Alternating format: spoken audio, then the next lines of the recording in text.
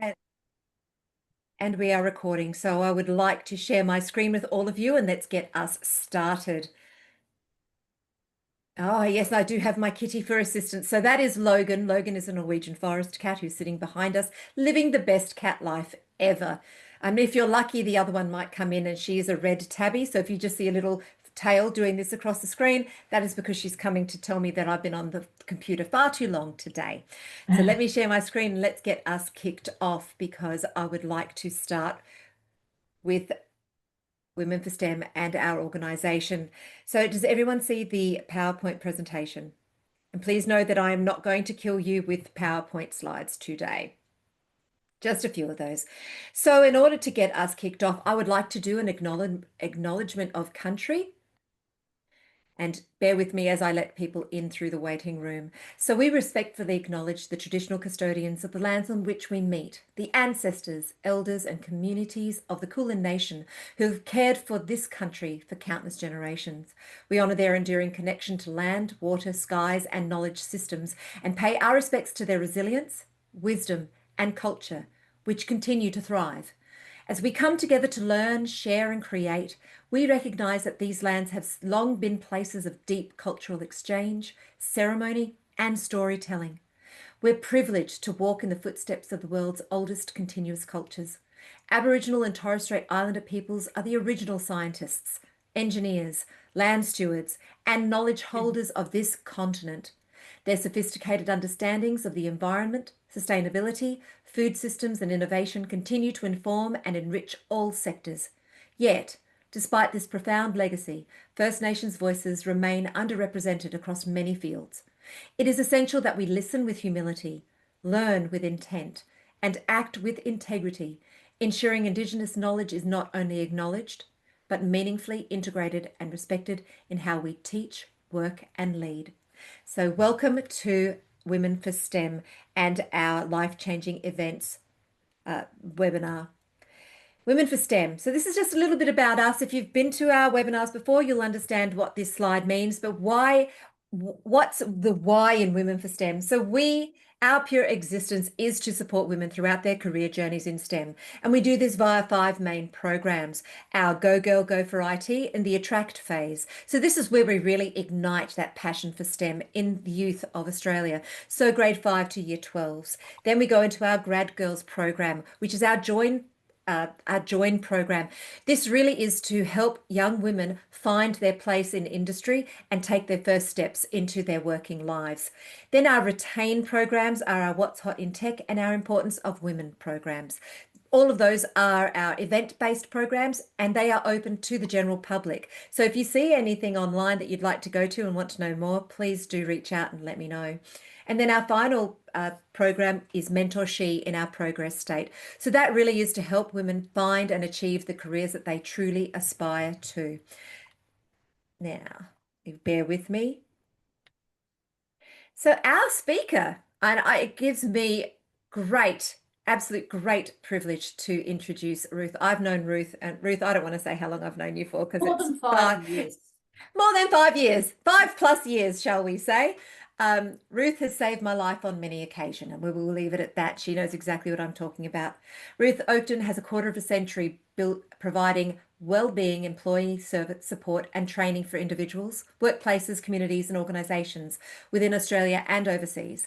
Her engagement with people traverses the day-to-day challenges as well as the big life issues.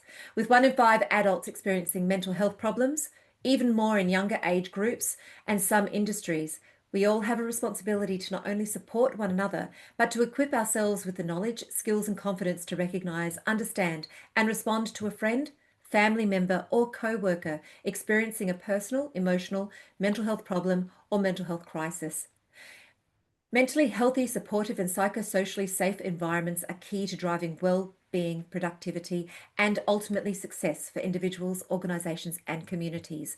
And we absolutely believe that wholeheartedly here at Women for STEM. But it's not always easy to see how we can do this. Through your mental health at work, Ruth helps individuals and organisations reflect on what can help you, help yourself and your people. Ruth enjoys travel within Australia and overseas, recreational bushwalking, cycling, sailing, camping, whitewater rafting, and rock climbing. She's an enthusiastic consumer of fiction and facts, a sewist, knitter, fountain pen user, and pen pal letter writer.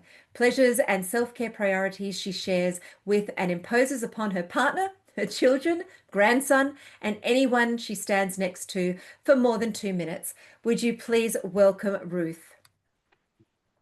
Hello, everybody. Thanks, Mary-Beth. Lovely to be here with you all this evening. Thank you, Ruth. Now, I do have a sort of a little bit of an opening. So, and then we really want to open it to this community to ask the questions that you have. And if you don't have any questions, don't worry. I have a plethora of questions here that Ruth and I have walked through, but I really wanted to focus on the things that you need from us in this space. Ruth is an absolute treasure trove of information. As I said, she has been with me side by side through some of the hardest challenges that I personally will ever face. I adore her, and I know that you will adore her too. So, at some point in all our lives, we'll experience life-altering events. From a personal perspective, these can really derail us and have a significant impact on our careers, our personal lives, and our overall well-being. So, Ruth, from your perspective, what are the most common emotional reactions people experience after a significant life event? Now, it doesn't have to be death or divorce or that sort of thing. It could be winning the lotto and winning millions of dollars. But I'd love you to start talking us through what we're going to experience, how that works, because we all know that grief or any sort of a life-altering event is a very personal challenge. Ruth? So, what reactions, what we can expect, what responses? This is the ultimate piece of string question. So, people can, and not, let's look at a life-altering event like, let me think, oh, a wedding, right? The love of your life has got down on one knee. Of course, you said yes. It's all wonderful. All the in-laws get in together and work to help you build the perfect wedding. What could be more wonderful? Um, and this is a life-altering event. You're about to become a partnership of the most intimate kind, which means you're saying farewell to the who you've been forever. And there can be crisis response to that, even though it's a wonderful thing. Let me look at the other side of the same coin, perhaps, and say, when we do get married, we tend to expect it to last for a long time. And when it doesn't last as long as we expect it to, for whatever reasons, again, we find ourselves in a place where we weren't expecting to be, where we haven't been before.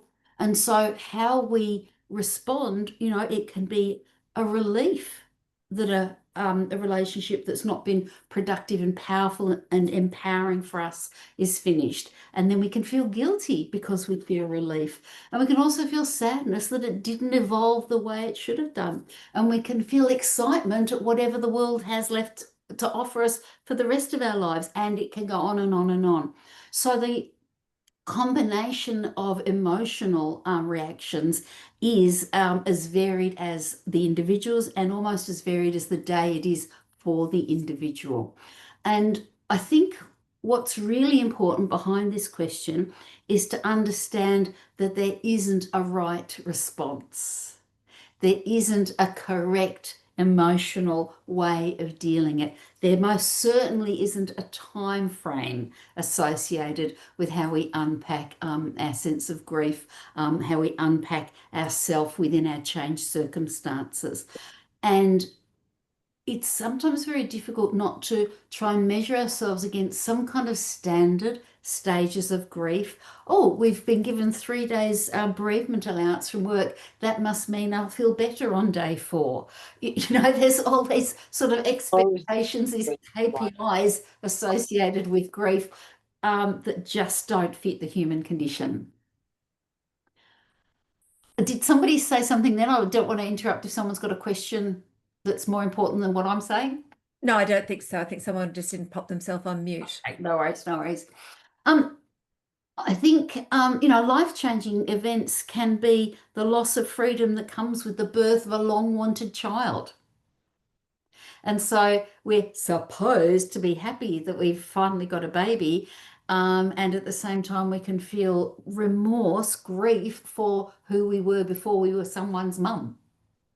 And then we have to learn to shift into, morph into the new body, the new shape, the new life that we've got ahead of us.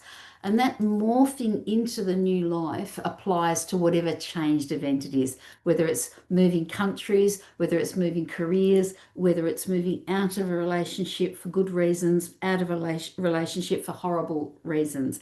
It's even that transition, the 365th day without a period, and suddenly the woman I was, the womb person I was, isn't there anymore. I've hit menopause, and what does that say about me? What happened to all my collagen? I'm sure I left it here somewhere. The grief that can go with when you look in the mirror and your mother's face is there instead of your own face. So we really do have to think about, sorry, Judy, I didn't mean to, sorry. Now I'll get the giggles and we'll be over. But the idea that these are grief things, these are loss things, it's exactly the same as the set of requirements we have of, 3 days bereavement leave. We have 7 stages of grief, and I've ticked off 8 now. Where am I going? I must be doing grief wrong. We set standards for ourselves that actually at our lowest ebb we most definitely can't achieve. In fact, there's sometimes the standards we set for ourselves, even at our highest ebb, we can't achieve. So I think the most common emotional reactions are the reactions that people have. And when we give ourselves permission and encourage the people we care for to react the way they're reacting, then we take a burden off our shoulders and we allow each other to support one another as we are, rather than according to a guidebook. I think there's a lot of guilt in there as well, isn't there? Because it's all sometimes, depending on what it is, there are things that it's just so laced with guilt that you sit back and think to yourself, what did I miss? What did I do wrong?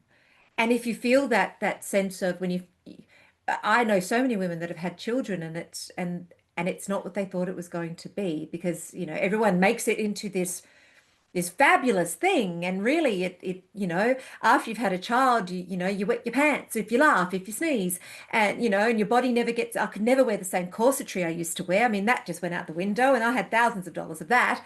And yet you feel guilty because, well, I'm supposed to be this earth mother and all these things, but maybe I'm not, because maybe I'm not the most maternal person, and so it laced with all of that too, right? So Meredith, are you saying that Earth mothers can't wear exotic corsetry? Is that what you've been told? Well, Is couldn't after I had my son, because my ribs shifted and they've never gone back. And Yeah, it's like, yeah, oh Lord. So and I think what we're trying to say to all of the women on this call, there's people that are here on this call, is be kind to yourself. yeah. First up. I'm Mary-Beth knows this. I'm allergic to the word should, because it has this enormous guilt component attached to it. And the point for me is, if I hear a should in a sentence, then I'm stepping back from it and I'm asking myself, can I, can't I, will I, won't I, did I, didn't I? Should can It cannot be part of my language, because it has all this unreasonable, irrational guilt attached to it. And then we wear the guilt as well as the thing. So grief plus guilt is awful. Yeah. It's just too heavy a burden. And even anger plus guilt. Oh, I shouldn't feel angry with them for leaving me. Sorry, which rule book did that come from? You do feel angry or you don't feel angry. And you know what? You can feel angry Tuesday and happy Thursday, and both of those things are absolutely fine. But I think particularly good girls, to be a good girl, we have to own an amount of guilt. Oh, you shouldn't do that. Oh, you shouldn't feel like that. Or you shouldn't say that. Or you shouldn't wear that. We're taught the shoulds ad nauseum all through our growing up until they become part of our, brain infrastructure. And so, one of the kindest things we can do to one another is call out the shoulds. So, I shouldn't still be feeling miserable. Well, actually, you are still feeling miserable. So, how can I help you with that? Do you want me to sit beside you in your grief? Or do you want me to start singing horribly awful, loud songs so that we both end up laughing? What can I do for you? This is another part of the difficulty, though, because good girls don't ask for what they want. They're Yeah. told what they're going to get. And that's not fair, it's not just, and it's not right because we can ask for what we want. And that includes, please, can you help me? I don't know what help I need. Can you help me work that out? I don't know how I feel right now, and I don't know how I feel about not knowing how I feel because I've built my self-image around being in control and now I'm not, and I feel unsafe and insecure in this feeling. Can you sit with me until I've understood it a little bit more, until I've unpacked it a little bit more? And when we, genuinely sit beside one another, when we genuinely um, look into each other's eyes and see each other, then we both of us have the opportunity to, hold each other's hands and be the support that we need, whatever that looks like. So one of the things that I really wanted to sort of unpack with you was that when an event happens, and you sort of touched on it when you said, if you're getting married, or that your sense of identity and then your sense of self-worth is all tied in with these life-changing things as you try to navigate. We talked about it a little bit when we did the pre-work on this call, and it was around that. And you said something so beautiful, and I'd love to really unpack that with everyone. And because I don't see any questions at the moment, but this whole idea of you were talking about divorce or your partner passes or whatever, but you find yourself, you've been in a domestic relationship and then you are not in a domestic relationship. Who are you? Mm. Because, and we talked a little bit, and you said there was something in that sort of that sense of identity and that self-worth. I'd love to hear more about that because I think that there's something in that. And for everyone on this call, if you're a leader and you're leading people, I can almost guarantee you that somebody in your team at some point has either lost a parent, is losing a parent, has lost a husband or a partner and is possibly divorcing or in having a really tough time. There is somebody in your sphere of influence is going to be impacted by something. And this piece here, this sort of who am I now? Because that's a really hard one to answer because you said it, who you are at 21 when you meet your partner or however old you are to who you are now is a completely different person. Ruth? I think the who am I question is one that it's helpful to ask, not every day, every second or third day, maybe. No, I'm being flippant, but to regularly reflect on who am I. Which bits of me am I so pleased to live in the same skin with? Which bits of me could I do without? And which bits of me do I want to see next time I have this conversation with myself? When I think about who do I want to be when I grow up? What do I want to be when I grow up? And we are getting more and more exposure to doing that career-wise. And I'm sure, people on this call have had more than one career. I'm almost just going to put money on the fact that I don't bet, but if I did, I would. Money on the fact that almost nobody is in the same role that they expected to be in when they chose their HSC subjects. Don't get me started on the stress we put on our young people to choose their HSC subjects. But, we reinvent and we reinvent, and sometimes that reinvention happens slowly and comfortably, and sometimes it happens slowly and glacially. It's just, lots of rocks and ice and horrible, horrible. Sometimes it's sudden and magic. and sometimes it can be, um, slow and methodical. What I want you to think about is the more times you get used to thinking, who am I? Who do I want to be? Who do I want to be when I grow up? What bits of me do I, hold tight and think, oh, I'm so good at this? And which bits could I, let go of? The more times we do that, the more practiced we are when it comes on us unexpectedly, or it comes on us sadly, that we feel that we're almost compelled to make a review of our situation. So, if death or divorce happens and suddenly the who we expected to be has gone, and we've, at a juncture where we, for all sorts of reasons, housing, how many people get, how many chairs get booked at a dinner table, all the bigs and littles of life change. And so how do we engage with those changes, and what color, what flavor, what smell do you want attached to them? How do you want to live in your new skin? I think is pretty important, a skill for us to develop. So when the moments happen, we've got some practice at reflecting on ourselves. This is beginning to sound a little bit like a should lecture. And I just want to creep back from that in case I think later on, was I getting all shitty? It's an invitation to do that. It's an invitation to think, do I completely like all the bits of me? And when I say those reflections, this doesn't mean some sort of huge personality shift. It can be the little things that only you know about yourself, or the enormous things that only you know about yourself.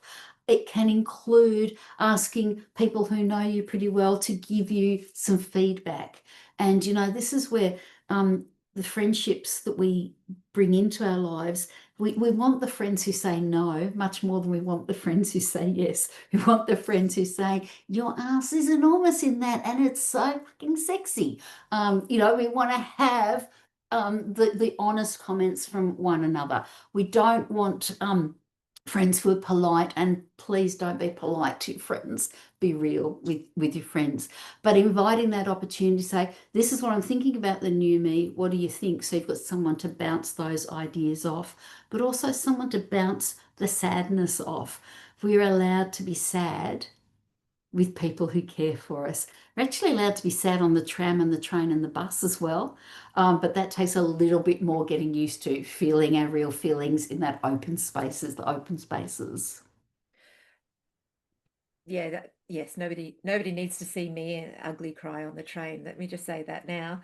Um, we have Erin has popped up a comment there, and Erin, I'm hoping that what Ruth just talked about is helpful. But she said, my manager lost a parent last Friday. My parents separated after 23 years, and my mother has struggled with identity since then. No question here, just sharing. But if there's advice for either situation, I'd absolutely take it on board. Ruth. So I'm going to take them separately to start with. So for anybody who's lost a parent, one of the tricky things here is we go up in the order, and we've been the child our whole life, and suddenly there's no senior figure. Now, whether that senior figure, that parent, was the parent of your dreams or the parent of your nightmares or some combination parent in between the two, we've moved in the hierarchy without realizing or without giving permission. It's happened to us. So this is a really big opportunity, a really big change of who I am. And actually, you're kind of a bit grown up now, because once you're the oldest in the hierarchy, you have to fake it till you make it, as far as being the grown up. Last time I met with this group, we talked about being part of the sandwich generation, and losing the parent. There can be some genuine relief at the parent no longer being in distress, the parent no longer being frustrated in their old person's body, the parent, who rings 28 times to check the same detail, that burdensomeness may have gone.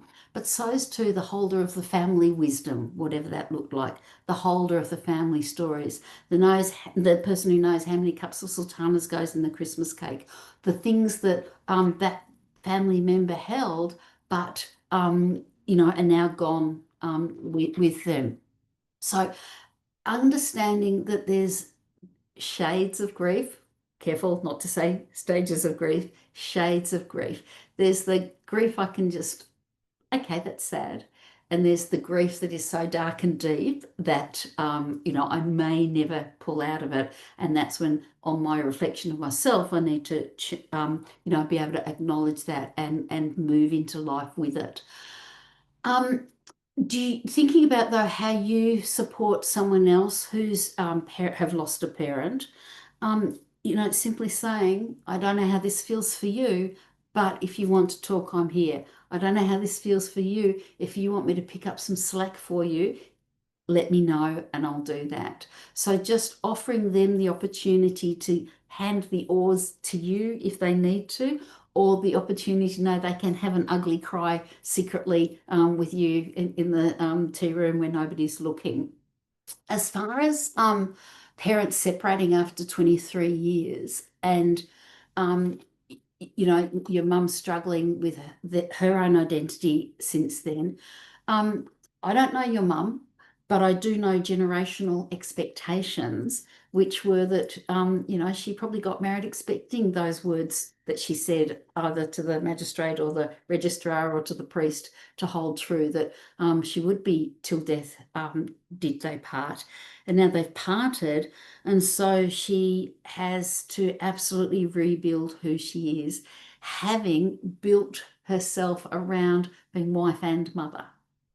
And so now being only mother, and I inverted commaing the only, but that opportunity now to give herself permission to be whoever she might have liked to have been 23 years ago. If she'd taken the other pathway, what might she have liked to have considered? And so as a child of someone who's still unable to find out who they are when they want to be when they grow up, who do they want to be when they grow up, maybe having those conversations from your perspective. I'm having a bit of reflect on me at the moment. This is what I'm thinking. What do you think? And then allowing her to come into that conversation from her own perspective may or may not be helpful. Again, don't want to be solving, problems for you. Just want to be offering some suggestions there. Yep. I was actually going to say, Ruth, we do have Pia's had her hand up for a while. Yep. Pia, did you want to ask your question? Was that enough? Yep. Erin, did you get something from that? I hope so. Great. Pia? A lot of the conversation, Ruth, that you're talking about, I've had a recent life-changing event myself. But you touched on it before, where as an individual, sometimes we don't like to put our hand up and ask for help. And I was one of those people. I could deal with it, so I thought. But I had people around me that were trying to tell me things and I couldn't see it. And I just thought it might be also something that if you've come across this, what are the tools as a supporting person where you've got an individual that's saying, no, I'm fine, I'm fine, I'm fine. Because obviously they're going through the shades of grief that you're speaking about. And you can see as a support person or a friend that it is impacting on their life, but they don't know how to ask for help, or Yep. that they can see the impact on their life. Yep. I'm going to pause for a moment, and because something you said triggered something for me or reminded me of something, which is I always think if someone's offering me help, they might see something I'm not seeing, and maybe I should ask them, thank you, why are you offering me help here? Because I think I'm fine, but you obviously don't. So can you let me in on the secret? So inviting the next question if I don't feel comfortable with putting forward what I want for help. And leading in then to the rest of what you were saying, I think saying exactly the turnaround of that. I know you say you're fine, and I absolutely believe you that you're fine, but could I help you be a little bit finer? Could I help you be a little bit more relaxed? Could I take something off your plate for the moment? I can give it right back as soon as you're ready to hold it and to look after it again. But, you know, we're in this all together, and wouldn't you offer me help if I was in your situation? Now, those sentences, those phrases are going to have to come out of your mouth in a way that's comfortable for you, and for the other person, but letting them know that you're not being polite in your offering, because there's nothing worse than being offered help and then not being followed through on. And so that in our vulnerability, that would be an even harder burden to take. And so it might sometimes feel easier to say, no, you know, I don't need help. I'm fine, thank you. Keep the door open. Excellent. If you're fine now, that's fabulous. But if you ever find you're not fine, let me know. And I'm going to check in on you again if that's okay. So asking permission to keep that door open, but also to, you know, step through it and put your hand out for them to grab onto if they need to. Yeah. Um, yeah. Was that enough of an answer, or did I need to No, unpack a bit no, more? thank you for Yep. that. Because obviously, like I said, is that when people, I only can talk from my own experiences, no, I'm fine. And I did say that a lot. And then just listening to that conversation, you say it's okay to ask for help, but not actually knowing how to, and then just having that support person. So thank you for that, Ruth. And I'll just tell a story if that's acceptable about being fine and not being fine. The day I turned my mum's life support system off, are we all comfortable that that was one of those big days? And then my mum, who was not going to be told by some male doctor what was going to happen in her life, she didn't die. And I have to tell you, it's pretty challenging to be all ready for someone to die and then for them not to die. Anyway, so my girlfriend and I drove home, kids in the back of the car. It'd been a pretty shocking 2 weeks waiting for my mum to die. And we got home, and the house had flooded. So not only were we at an emotional lowest ebb, but the house was kind of at its highest ebb. Like there was water everywhere. And so at that point, you know, my girlfriend looks at me and she says, "What do we do? What do we do?" Two, you know, very capable single women. And at that point, I was very proud of myself to say, "We need husbands, and we need husbands now." So we rang all of the husbands we knew, who brought their trailers and their utes around and pulled all the furniture out onto the backyard so it would all dry. And then we went round to her mum and dad's house for the night. But you know, I'm a strong woman. I don't need a man to bail me out. Well, sometimes I need someone who's more muscly than I am.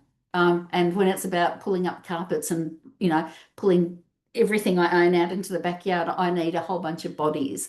And so, you know, it would have been far messier and a whole lot more paper mache in my life if I hadn't called on muscles and bodies to come and help clear out the house before it all started stinking. And I think I remember that helps me ask for help these days, when I remember that I actually don't have to do everything myself. Yeah. Takes a lot to ask for help because, Oh, you know, and yep. in our careers, we're all of the women on this call, I'm going to say, are all working in underrepresented organizations primarily. And so we work with a whole lot of blokes, and we have to be blokey, and we have to be strong, and we have to do this, and we have to do that. And so that whole being vulnerable and allowing yourself to be vulnerable is dangerous. It's a dangerous place for us, right? So we have to feel very comfortable. We're getting absolutely heaps of questions here. I'm going to start with Judy's question, if that's okay, Ruth. Yep. I find that I want to cry at the wrong times, and then I don't go back to revisit the reason of that initial reaction. Should I force the issue and go back to it, or just let it go? So I don't understand the first statement there. Wrong time. When's the wrong time to cry? I'm being a bit supercilious there. Sorry. I think this is part of how we're taught. So if I find I'm crying at a time that is uncomfortable for you, but is appropriate for me and my tear ducts, then surely that's your problem, not my problem. And I'm pretty sure everyone's been at a meeting table where voices have been raised, but there's been very little apology for, strong male voices or harsh male voices or language that is not only gendered but downright rude and offensive. But the minute our way of expressing emotion, tears, comes to the fore, we feel we are required to apologize for it. I'm a crier, and I'm also a profoundly ugly crier, right? I'm talking snot fest, shoulders shuddering, the whole kit and caboodle. And so sometimes I might say there is a risk that I will begin to cry at some point during this conversation. I don't have a problem with that.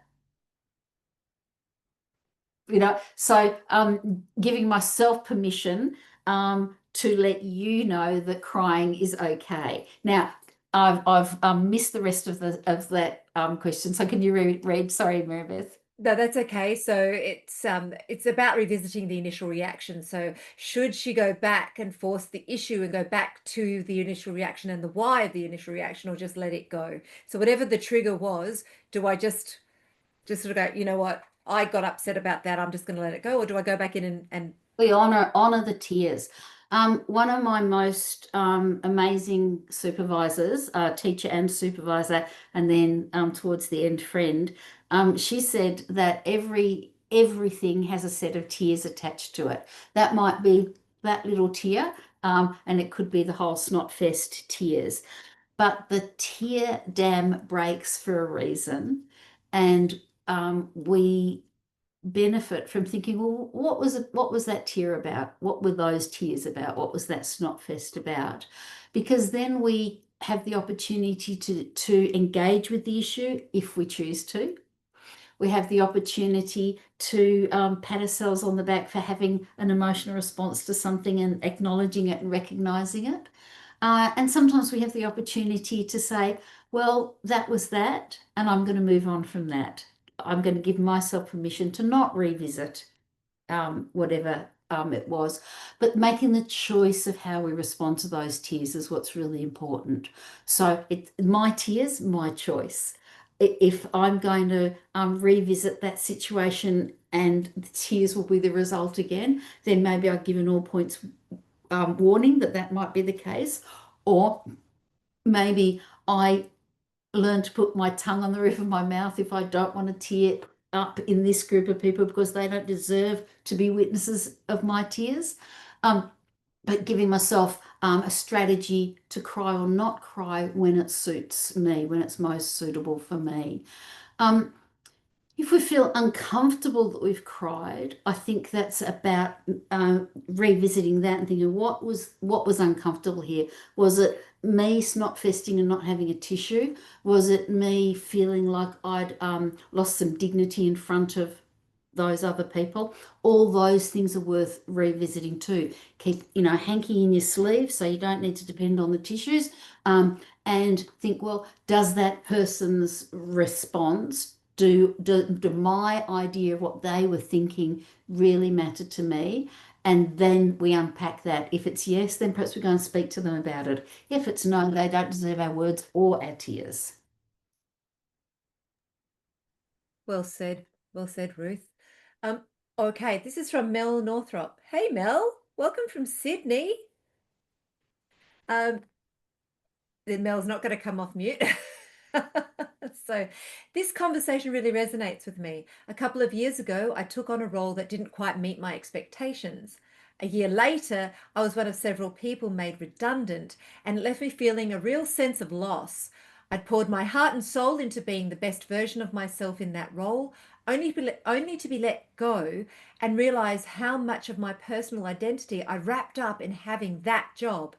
It was a tough time, but it also gave me the opportunity to step back and rethink how I define my worth and purpose beyond work.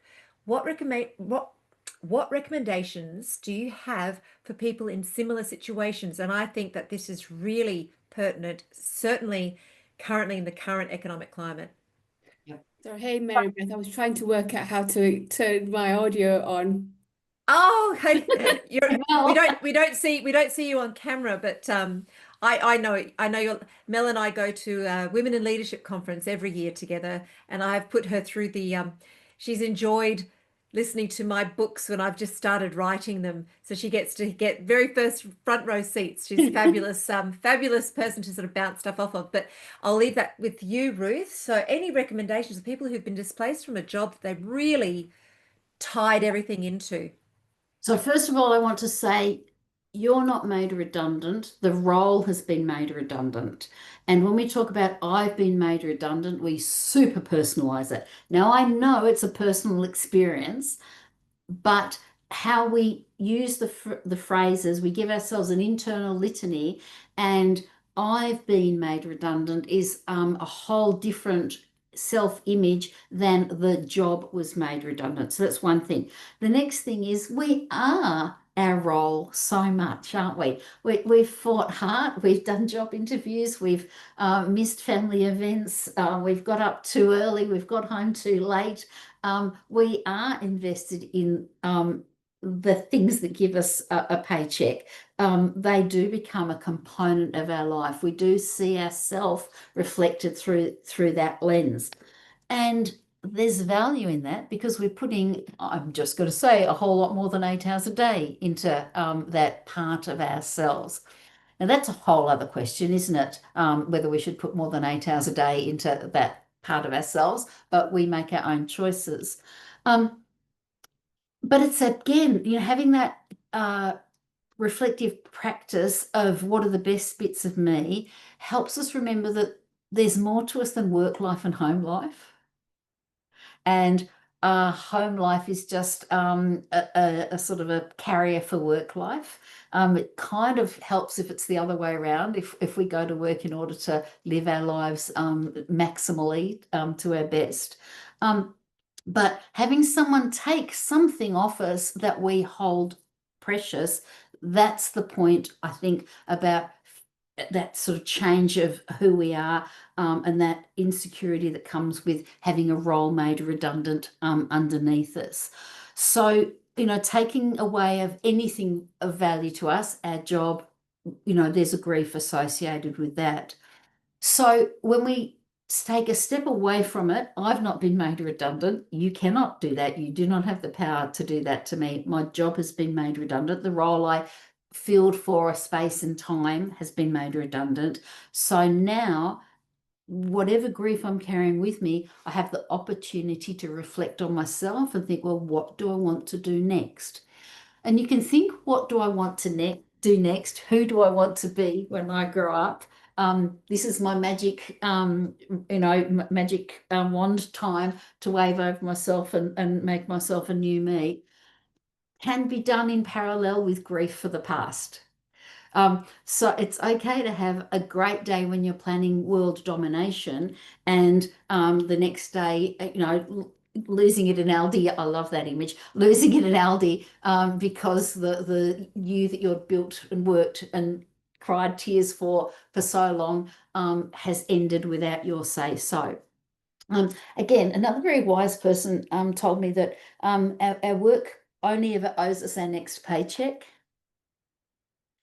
And we do get invested in our work. We introduce ourselves in context of our job. Hi Ruth, what do you do? We that's how we engage with one another. And when it comes after your name, Ruth, what do you do? I'm a lot. There's reasons why we become absolutely invested in it. A person, and again, another person that inspired me greatly. They had this fantastic way of meeting people by saying, what's the name you like the most and what's giving you fire at the moment? Right. So that was an opportunity you could talk about you know, your job, you could talk about your kids. When I was asked that question, the only answer I had was that I had scaled Laundry Mountain. And when I was going home that night, there wasn't going to be any dirty laundry or any clean laundry where it wasn't supposed to be. And I was pretty damn happy about not having either a clean or dirty Laundry Mountain to have to scale. And this person did not miss a beat.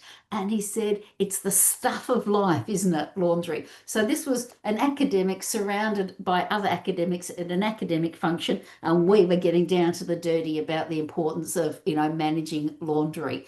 But it also allowed me to think, you know what? This is as valuable as if I'd said, you know, my final assignment for my current degree, that's what's giving me fire in my belly, because it wasn't. I may have scaled Laundry Mountain in order to avoid writing that essay. I'm not going to go any further on that. Anything that gets us away from those bloody white papers and essays, right? Anything, anything. Kathy has a question. I noticed my worth was heavily associated with the role that I was redundant from. Luckily, I was introduced to a coach who helped me with self-worth and rebuilding my confidence and energy. Also, good support in finding a new role, whether this is recruitment agencies, networking events, or your family and friends network. Asking for help is so important. You're absolutely right, Kathy. Thank you for sharing that. And Erin's point there, networks are very important. And what does a network look like? It looks like anything it looks like. When I'm a repeat offender on the matrimonial circuit, so when my second marriage failed, my best network was the knitting group. And I didn't say a single thing to them about my marriage, you know, whatever state it was in, but just sitting there with those people in that time-honored place of creating amongst other creators gave me the network of support that I needed at that time. I think you've got to find those, you've got to find your people. Yep. I always say this, I say this to people that I'm coaching and people that I talk to from a career perspective, but I truly believe this as a, just as the individual that I am, you have to find those people who get your level of crazy. They got to get your level of crazy, whatever that looks like. And my level of crazy, I I'm going to say high maintenance. I'm not. I'm actually very high energy. I'm very high energy. I'm always on. And anyone that knows me knows how much energy I have. And if you see me at an event and you think, wow, she's got a lot of energy at the event, I'm kind of like that always. I'm like the Energizer Bunny. I just keep going. And that's my level of crazy. But my friends all get that. They all know me. And so when I'm not in that good place, they can read me. They read me really well. And I am really transparent with that. But I also am old enough to realize, and certainly over the last, I'm going to say 3 or so years, if I need help, I ask for it. I need help. This is what I need. And I'm not afraid to ask anybody for it. You just ask my next door neighbor who helped me move furniture because I'm moving house soon, helped me move furniture on Monday. Because I needed that help and I asked for it. One thing I have to say is um, no was always the answer if you never ask, right? So you've got to ask the question and then work out what you do after that. We've got quite a few. And Amber, I do see your hand there. I just wanted to go back to Kathy because she started and then hit enter and then went back in and asked. Kathy's saying, I had a life-altering event. I decided to call the employee assistance program at work for this to work this situation out. It's complimentary and it's confidential. And I have to say, I met Ruth because she used to run the chaplaincy program, which was our employee assistance program at Toll. And she ran that for over 25 years, Ruth. Yeah. And Ruth and I had a hot dial to Ruth because I was quite, I had a lot of managers that pissed me off, something shocking. And so Ruth was the person when I was on the precipice, I was like, I'm gonna quit, I'm done. She was the one that always talked me down. So thank you, Ruth. So Kathy says, I was raised to be stoic. Stoicism. It's, yes, what is that? What's that English thing? Carry on, that sort of Yeah. nonsense. So I was raised to be stoic and responsible. I pretty much cried the whole first session. Walking out, I thought that wasn't very good. However, decided to return for a second session. So glad I did. Game changer. Yeah, you do. You've got to feel, and you say they feel all the feels, and you're right, Kathy. I think Ruth will say that, Yeah. we we shouldn't be bottling this stuff up. We should be allowing it, allow the grief, allow the emotion, but allow the emotion in a safe space where you feel safe to do so, whether that's with an EAP, whether that's with a counselor, with your best friend, whatever that is. But you find and define what that safe space is for you. Find and define, love that. The thing about EAPs, um, we I love that Kathy had a good experience with them. I love that the first session you reflected on and allowed a second session to happen. It's really important that we are proactive in our use of those resources. If you don't like the person that is allocated to you, be honest about that. And this is about being able to say, no, no, I appreciate your skills and experience, but you're not the right person for me. I would be more than happy if you would go back to the system and find me someone who I feel more comfortable with, because these are intimate relationships, and they, we only benefit from them if they work for us. And so I feel comfortable to be in charge of that, because yeah, while it's free for us, somebody's paying for it. The organization that we're engaged with are paying for it. So they want to get value for money out of your time spent with the EAP. And so don't hesitate to say, actually, this isn't a right match for me. But I think giving the EAP a second chance to impress you is worth doing as well, because often we get so in our own head about those first conversations, we're not at our best place to reflect on them afterwards. So even coming back to the second session saying, look, I'm really not sure how I felt about last week, but I'd like to give it another go before I asked to change. That could be helpful because you've already spent some of your time and a lot of your emotional energy in the first session. So see if you can, make something of that if you choose to. But please, please, please don't use one unsuccessful EAP engagement as the sum total of EAP engagements. Try again. Give them the opportunity to win your trust. Give them the opportunity to do their job for you. It's like getting your first gynecologist, right? No one stays with their first gynecologist. Honestly, it's not try before you buy, but honestly, hey, if you're going to be doing something and it's going to be mucking around with my head or whatever, you want to make sure you've got choice.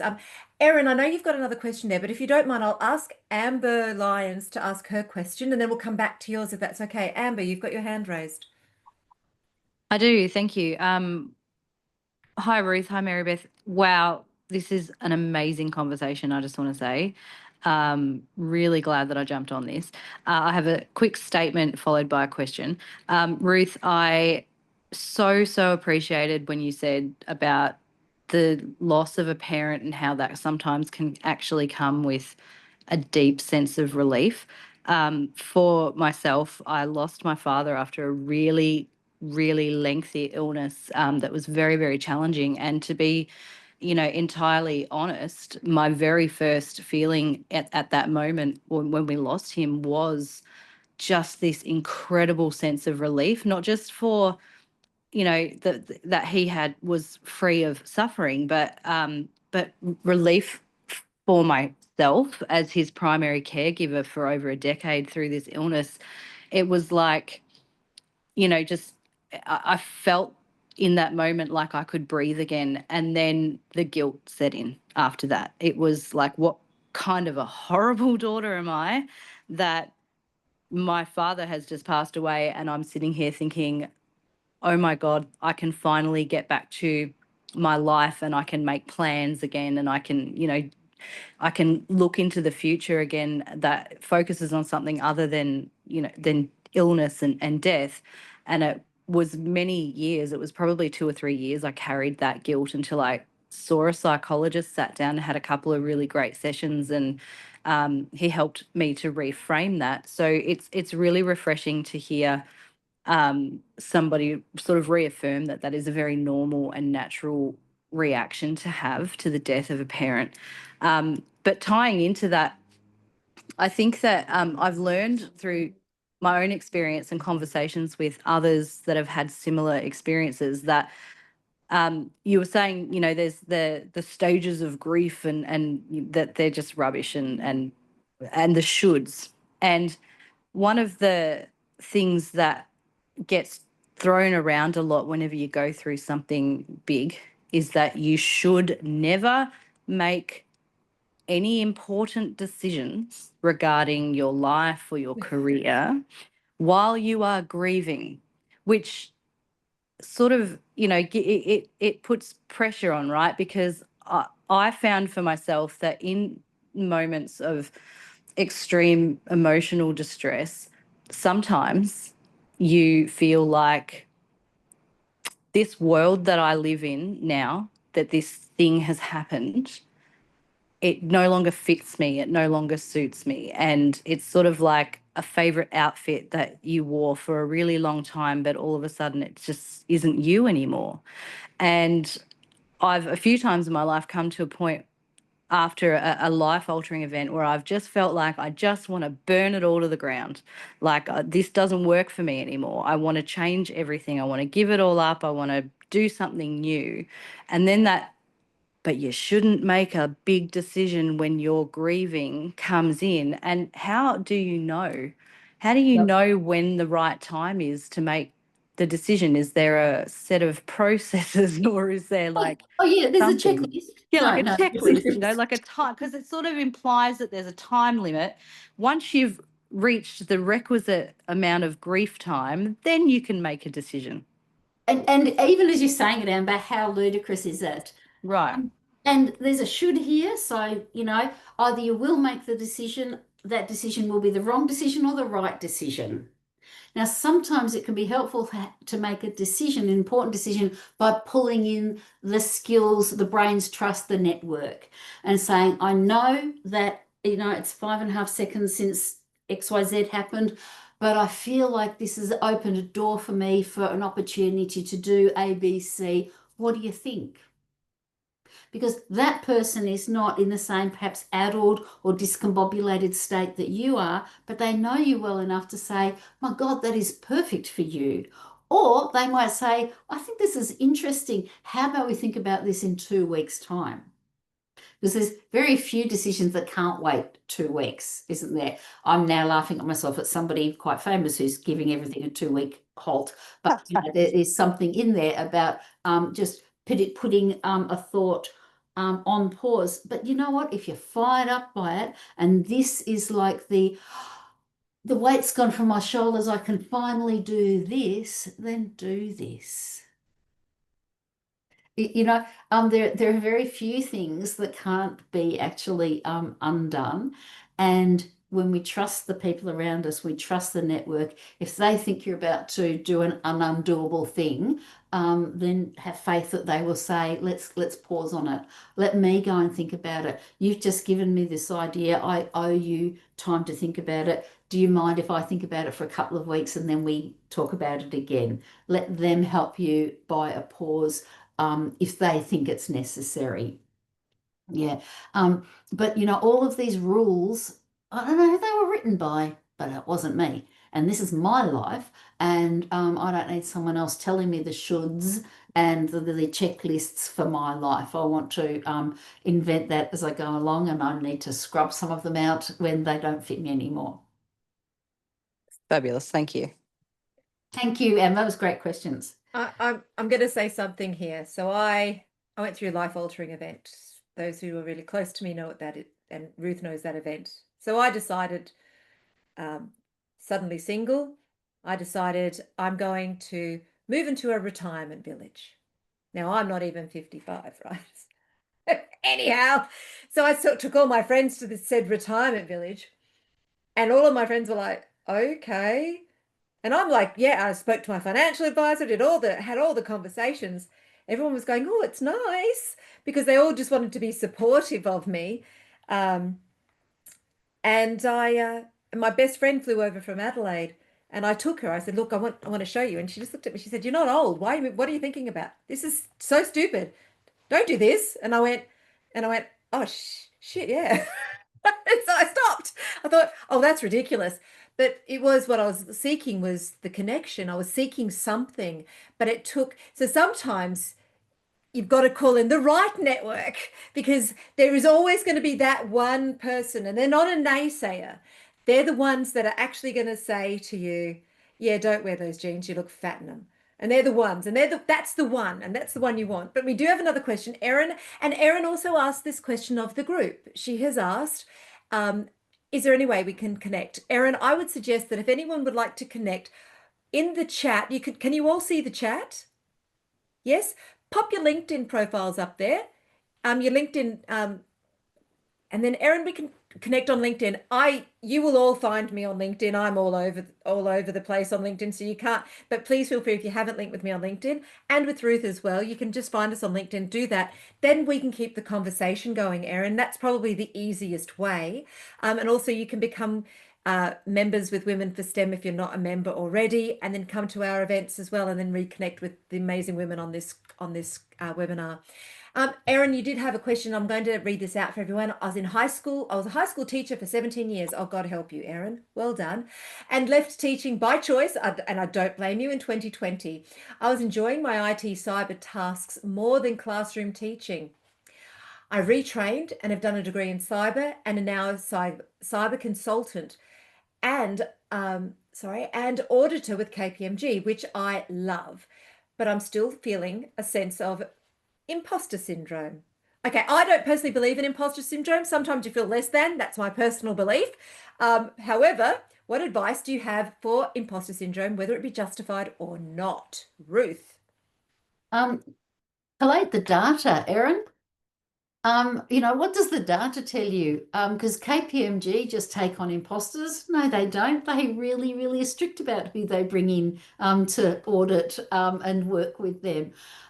So if you are looking in the mirror and not seeing what everyone else is seeing, then it's okay to ask for some affirmations from people that you trust. But there's a whole bunch of psychology behind imposter syndrome. I'm going to not go down any of those paths and say, sometimes I think if we feel like we have abandoned something that was important to our parents, as in, oh, our daughter's a teacher, the sort of the pride or the self that we've put forward, and then we change it, we feel like somebody might, call us out and say, hang on, Erin, back in the classroom, that's where you belong. We have to own where we find ourselves. And, sometimes that's about reading the data. Okay, you did go to university, you did get the qualification. That means you are equal imposter to all of your peers, or none of you are imposters. But there's that self-doubt. So what's coming in underneath imposter syndrome, and what lies are you telling yourself? And, this comes down to that whole thing about, dangly bits. Some people with some people with 3 dangly bits, they apply for the jobs they aspire to, and people with 2 dangly bits aspire to the jobs or apply for the jobs that they know they can do already. And, out of these, and of course these are generalizations, but if we apply, if 2 dangly bits people apply for jobs that we aspire to, we think we're going to get discovered in our lie. But the people with 3 dangly bits don't worry about getting discovered in the lie. And this, I think, comes back down to the should. Good girls don't ask for more than they're entitled to. I shouldn't apply for a job that I don't know if I can do yet. I shouldn't change who I am just to suit me. So, and don't get me wrong, I've had an absolute healthy dose of imposter syndrome of my own. And I know the great feeling that comes with, just bloody kicking that baby over the back fence, setting fire to it, doing all the things that had to happen to eradicate it. And it takes effort to remember that you're as good as the people around you think you are. And that's about being able to take the compliments too, isn't it? We're so programmed when someone says something nice to us, we say, oh, this old thing. you know, oh no, this is just how I got out of bed this morning. You know, we diminish the things that people observe that are powerful for us, or they perceive as powerful in us. And this comes into the whole imposter thing too. And also, though, you know, there must have been bits of you who were okay with teaching, because you don't do it for 17 years. There's bits of you who are still learning, you know, your cyber role. And so that you can't be as totally confident in it because there are, you know, dark corners that you haven't visited yet. But that's not being an imposter, that's still being an explorer on a journey. And it's okay to be an explorer on a journey. I love that. An explorer on the journey and not an imposter. So Ruth knows this. My background is I was a professional singer, and I used to have to audition. I used to audition for stage productions, you know, all the big stage productions. I do auditions for those, and I would spend weeks upon weeks preparing the materials, because you'd have to prepare certain songs. You had, you know, had headshots. You had to do all the stuff, and you'd do a cattle call, which is, you know, you're there with about, you know, 300 or 400 people, and you'd practice and practice and practice until you were ready, really ready. And then you'd get on the stage, and you wouldn't be the look, the height, the body type, the hair color was wrong, whatever it was. You didn't even get a chance to open your mouth, right? You just walked in, and then you were next and moved along. So I don't have time for imposter syndrome, because honestly, life is too short to be worried about that nonsense. And that's my brain, but that's because I've gone through audition after audition after audition, hundreds of them, hundreds of them. And you kind of just, develop that thick skin. So now if I do something, I sit there, I ask myself, what's the worst thing that could happen? What is the worst thing that could happen? Now, I have to say, out of true honesty, I used to say to my team, so I used to be a global CIO, and I used to say to my team, what's the worst thing that could happen? Nobody's going to die. Then I went for a job at the Emergency Services Telecommunications Authority, and I sat there in the interview, and I just thought, I can't actually say that, because somebody could die. And I was like, no, I can't work there, because that's just too much pressure for me to actually know that. I thought, no, I think that takes a next level sort. So not imposter syndrome, but I wanted to sort of explain. So sometimes you'll see me doing stuff and you'll think, wow, she's got more front than Myers. But it's just because I'm like, you know, life is too short. I want to experience every bit of it. I really encourage all of you to really grab onto life and experience stuff, do stuff, lean into the things you don't think you might want to do. Just give it a go, because, you know, I went skiing and hate it, but I know that Yelena on this call, she's been skiing and goes every week. But I've tried skiing, and I always think to myself, if I'd never tasted chocolate cake, then I wouldn't have to diet all the time. But no, I wouldn't have experienced all the great things with the things that we experience. So I don't know that we've got any more questions at the minute. I see lots of LinkedIn connections there. I won't put mine up, but please feel free to link with me. Anyone else got any questions for Ruth as we keep going? This has been an amazing conversation. I have slotted in an hour and a half for this. So if you've got some questions you've got for Ruth, I did want to point out for all of you, Ruth's service. Ruth, did you want to talk a little bit about your organization and what it is that you actually do? Because I think the women on this call might be interested in knowing that, because you do go into a lot of workplaces, you do a lot in the mental health advocacy side of things. So if you are looking for, your organization is looking for somebody, and now that you've met Ruth, want to tell us a little bit about your mental health at work, Ruth, while we wait for some other amazing questions, or I pull up another question from the list. So as far as can I just interrupt and to say thank you very, very much for your conversation just for the last few minutes. Thank you. Sorry. What you guys have said has been absolutely amazing. So I just want to thank you. That's why I'm we going to do turn off the these. mic now. Thank you. No, Erin, this is why we do these. This is why it's really important. Just so you all understand, this is why Women for STEM exists, because we are having the conversations, the hard conversations, because these are hard conversations. There's nothing easy about what we're talking about. But if we don't have them, who's going to? So, Ruth, over to you. So, with 25 years of working, initially as a chaplain working with individuals, and then realizing that sometimes the individuals are dealing with organizational challenges, and so designing some training programs that can help organizations be better. I then had the opportunity to meet with Mental Health First Aid Australia when they launched their workplace program.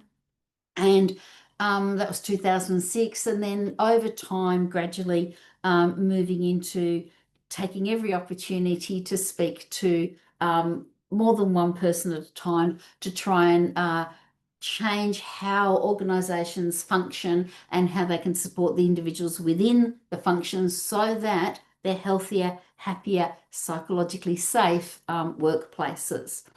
And so last year I started my own organisation offering training and information sessions about the kind of issues that are from one perspective all about the individual, and then remembering that organisations are made up of individuals. So to support the individual allows the organisations to be supported and turn it around.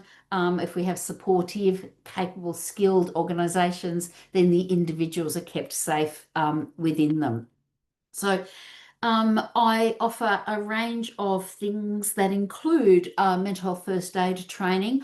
I have done all of the mental health courses out there, honestly, and I still believe this is the duck's guts as far as accessibility and appropriateness. And the workplace program and the recent changes that Mental Health First Aid have put into the programs making it continue to be current and appropriate. So that's one of the things that I do. There's a range of incident related programs that I do. So perhaps if there's been someone who's died by suicide within a workplace or within a community or with a sports group, I've got a session to help look at that. Psychological safety, so helping people look at how they protect their own psychological safety, how organisations can support them to do that. Looking at how we manage our own anger and how organisations manage limiting how much anger they instill in the people, the individuals that are part of them. So a whole range of programs, some of them, all of them can be tweaked to meet a particular set of circumstances that an organisation is dealing with or an individual within the organisation is dealing with. And I have a lot of fun while I'm doing all of this. It sounds all deep and dark and meaningful, but it's engaging with humans and it's fabulous fun. Fantastic. Judy or Diane, one of you've got your hands raised. You're on mute. Okay, go. Okay, I have an assistant for that. I'll have to sack her.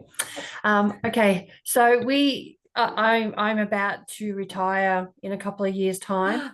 Yes, I know, and I've been working since I was 14, so it's a huge thing. I'm not really sure how to Come to terms with it. move. Yeah, I'm going to leave that one open for you. So you happy for me to respond? Yes. So there is about 58 million shoulds associated with telling people that you're looking at retirement.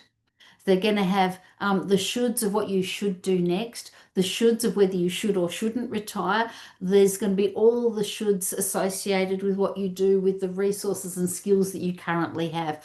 I want you to do this when you hear the shoulds. La, la, la, la, la. Okay, because it's your life, and this is one of those great big obvious moments that you can say, okay, I've kind of grown up now. Who do I want to be in this next incarnation of me? And it's really, I think, helpful to remind ourselves not to use other people's examples of what they did, because that's just another version of shoulds, isn't it? But how many times since you were 14 have you had the opportunity to think anything, I can do anything? Yeah, oh, never. And while you may not have unlimited funds and you may have limited funds, there's still a whole bunch of anythings that can fit into whatever is going to happen next. I'm also pretty sure that in the time between 14 and now, you have had some pause thought moments and you have written some lists and you have done some planning. So, bombard a piece of paper with a list of what possibles the next 20 whatever years could look like. And then come back and look at the list again later and say, well, that was stupid. I don't like that at all. What was I thinking? And oh my God, 28 circles around this one. This is really exciting me. So when you come back, you bombard the list and then you come back and you look at it with a fresh set of your own eyes. Okay. And you might want to share your list with someone who you trust and who knows you well enough to be able to say, or who may be sharing some of those lists with you, and see how comfortable both of you or all of you are with that list content. And then again, put it away. Okay, because you're in a transitional stage, and getting all of the nuts and bolts of leading to retirement is a big deal. So, making sure you're having the thoughts when you've got some actual headspace to have the thoughts. And then remind yourself that you didn't make all the right decisions from when you were 14 on, and you are much more capable of making and recovering from wrong decisions now. So every decision you make at this point about the rest of your life is not an end point. It's just another variation on the theme. I think, to be part of a time in history where we don't work till our last breath is pretty exciting, but it's also daunting, isn't it? Yeah, daunting. Perfect word. Yeah. Perfect word. And I don't know how to do purposeless. so I'm going to call you on that, and I'm going to say a different purpose, a new purpose. Have I got a deal for you, Diane? Bring it on. We are always looking for women who feel a little purposeless to come and join us at Women for STEM, because we are for purpose and what we do is amazing. So if you want to do something and use your skills in a really invigorating way, you should come talk to me about what you could do from a volunteering perspective. Just saying. That's what I've been preaching to her too. Oh, be quiet. And I've just joined this bandwagon. Oh, be quiet. Are you yelling at each other or the dog? Just No, that's the dog. Every time I get excited. Ruth, I am mindful of the time. We've got 2 hands raised. So hopefully that helps you, Diane. That gives you some response. Wonderful. Are you okay if I go to Amber again? She has her hand raised, Ruth. Yeah, quick question. You've mentioned the term psychologically safe or psychological safety a couple of times. Like from an organisational point of view, just really quick context, I'm involved in the management of a club, of a sporting club that is male dominated, and we have in recent times lost a couple of female members who felt that it wasn't a psychologically safe space for them anymore. And on further investigation, no rules were being broken and no, inappropriate behaviour or anything had taken place. But nevertheless, the fact that they felt that way and it was cause enough for them to leave the club suggests that there is something going wrong that needs to be addressed. So what kind of tips can you give employers, leaders, organisations to make sure that they are creating a psychologically safe space for their people? Organisations can only be psychologically safe organisations if the people within them are behaving appropriately. And so the training, the preparation, the creation of safety does fall on the shoulders of the individuals whose behaviour is perhaps least safe making, the people whose behavior, oh, that's what we've always done. You know, oh, can't they take a joke? Or, you know, oh, it's just boys being boys. Or it's just women being too emotional. Yeah. Heard that one.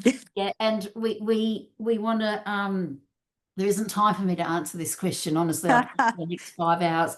But my real point when I've been invited into a conversation that may be reflective in what you're talking about. And my point is, and to just be horribly blatantly gendered in my answer, we need to help the boys behave safely. We do not need to be encouraging the girls to toughen up. Yeah, agree. That's the behavioural and emotional equivalent of asking the rape victim what they were wearing that night. Yeah, agree.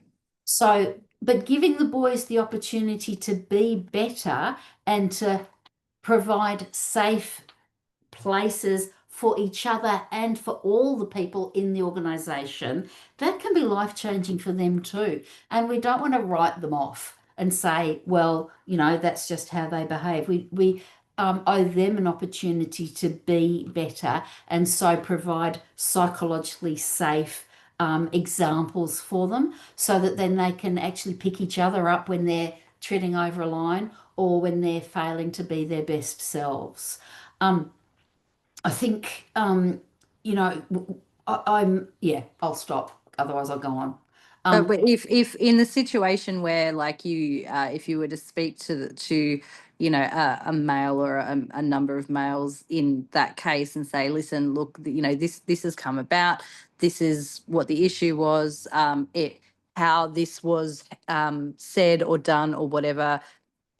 It's not that you've done something wrong and but it made somebody feel this way. This is how we can handle this better next time. If they turn around and say, but I didn't mean it that way, and I don't think that I should have to change because I didn't mean it, and they're resistant to it, like, how do you move forward through that resistance? So I want to come to safety, take psychological safety out of it and just come to safety. And we didn't put seatbelts in cars assuming everyone was going to have a collision. We put seatbelts in cars so that if people have collisions, they were held safer in the vehicle. So when we start talking to people about a specific situation, there's going to be all kinds of justifications, all kind of shoulds, all kind of specifics. And it's not about the specifics, about the seatbelts for everybody to keep everybody safe all the time. So I think when we're talking about psychological safety, we need to be, it's helpful to be talking about it from a systemic perspective rather than an individual incident. Yeah, gotcha. Then it falls down to, oh, she can't take a joke, or I was just trying to be funny, or, you know, we wouldn't tease her if we didn't like her. Yeah, you know. So really looking at how we can so if you know, my sporting prowess is like, but I'm aware of the fact that everybody needs to loosen up and limber up before they jump into whatever sporting activity. They need to prepare their body for the challenges that the game, the activity is going to present them with. So in the same way, limbering up our minds, limbering up our senses of humour, limbering up our behaviour towards one another, so that when you know, someone falls or takes a tumble or is pushed, the other people around them, they're fit enough to recover, but the other people around them are able to stop and not compound the fall or the tumble. Right. Yeah. I was so out of my depth with analogy there. Sorry. No, I get you. I get you. I am mindful of the time. We've got one last question. Hopefully we'll jump through to you, Christine, and go to that one, and then we are getting close to time. So, Christine. Sure. It's probably quite a loaded question, but I feel like I'm having trouble. So yeah, my life-changing event is that I think I'm still going through a pretty messy separation after a fairly long toxic marriage, and then I recently lost my job, and so I'm now sort of going. And it's funny that the comments about relief before, because that is exactly what I felt like. My immediate reaction when I lost my job was just like, oh my God, what am I going to do? How am I going to survive? And then it was just utter relief of like, oh, thank God I don't have to do that anymore, because it was just too much. But now I'm in this position of, yeah, you know what, that was a sign from God. I need to take a break, and yeah, it's time to spend some time on me. I've, speak with my counselor and all that, and they're like, don't feel guilty, just, yep, do what you need to spend time on yourself. So I know that I'm doing what I need to do for myself and for my son, and so that's fine. But not everyone else understands that, right? So it's kind of, how do you deal with that conversation with other people without, because you feel that, it's a bit of that imposter syndrome a little bit. I don't that's not quite the right feeling, but it's that, like, oh, you're just doing nothing, like, what it, and then the incessant questions like, oh, so what are you going to do now? And like, oh, and then every time you catch up with someone, like, oh, so where are you at with finding a new job? It's like, I haven't even thought about it. Like, yeah, just looking for tips and suggestions on how to manage that. It sounds like you're giving yourself the gift of pause. You're being graceful towards yourself, gracious, and recognizing that you need to redefine you to do whatever everyone else thinks you should be doing. And sometimes it's hard to say, I'm not thinking about that yet, because we feel like we're going to disappoint them. Sometimes those questions are just conversation gap, like they're just trying to make conversation and not actually aware that they're imposing unreasonable questions on you. And, if you feel comfortable to say, I'm just not ready to answer that question. In fact, get rid of the just. I'm not ready to answer that question at this point in time, because I'm taking time to think and get to know me, so that my son and I have all the opportunities, not just the short-term reactive opportunities, which, that buying the pause, giving yourself the gift of the pause, that's brave and so valuable in the long run. But don't try to manage other people's expectations if you feel robust enough to deal with their limitations, but don't feel that you have to meet someone else's set of requirements here. And that's kind of what's implied by, oh, what job are you doing next? Or what's the next stage? Or where are you going to live now? I'm, not answering your questions because I don't need to. This is between me, myself, my son and I at the moment. I appreciate what you're trying to say. You're trying to help me, you're trying to be positive, but that's not a helpful question for me at the moment. And then that's a little bit educating them about what might, how they might not ask the same question the next person they try and support. Because I'm pretty sure people who are asking that question are not being bastards. They're not trying to, make you feel terrible, but that's the end result of it, isn't it? Because you feel like you've got to meet their expectations. When they say, oh, so what are your plans? You could give them a 10-point list. Yeah. And that's it. I know I've got to do what I've got to do, and a lot of comments I'm getting are great, but then the next comments, and you're right, a lot of it can just be, they're just making conversation. Have one person is, kind of been like, oh yeah, but you don't know how long it's going to take you to find a job, and I'm just like, yeah, heart's in the right place, but I just don't want to hear that right now. No, so say that's not actually helpful right now. I appreciate your heart's in the right place, but that's not helpful, because it might take me 5 years to find the right job. I'm pretty sure between now and then I will make ends meet, but the right job is my end game here, not a job. Yeah. Fantastic. Look, Ruth, I'm sorry, I do have to call it. We are at 7:30, and as normal, we do like to provide a bit of a link to our webinar survey. If you wouldn't mind, please get a copy of that. We would love to hear what you think.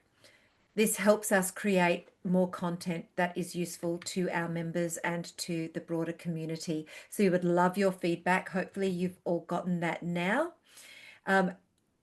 And finally, if you're not a member with Women for STEM, we do have an offering. It is MEM79, which is the offer code. which you can avail yourself to our membership for $79 for being for attending this session. I would love to thank Ruth. I'm going to stop sharing now and thank Ruth Oakden. Please thank her very much. Round of applause. Thank you very much, Ruth. I will stop the recording now and thank all of you for joining us. And we will see you at the next webinar. Please jump on to the Women4STEM website. Have a look at the events we've got coming up. We have 2 really amazing events coming up in the next couple of weeks if you are interested. One is having, a workplace of the future. So looking at the WGEA report and what that means and how you can actually help your organization become a stronger, better organization. And the other is our What's Hot in Tech event, which is looking at innovation and innovators and founders, which is going to be really very exciting. So please take a look at the website. Very often we have a lot of discounts, but a lot of other members only activities on the site. So you can have a look there. So right now I'm going to stop the recording. At least I hope I'm going to stop the recording. And we have done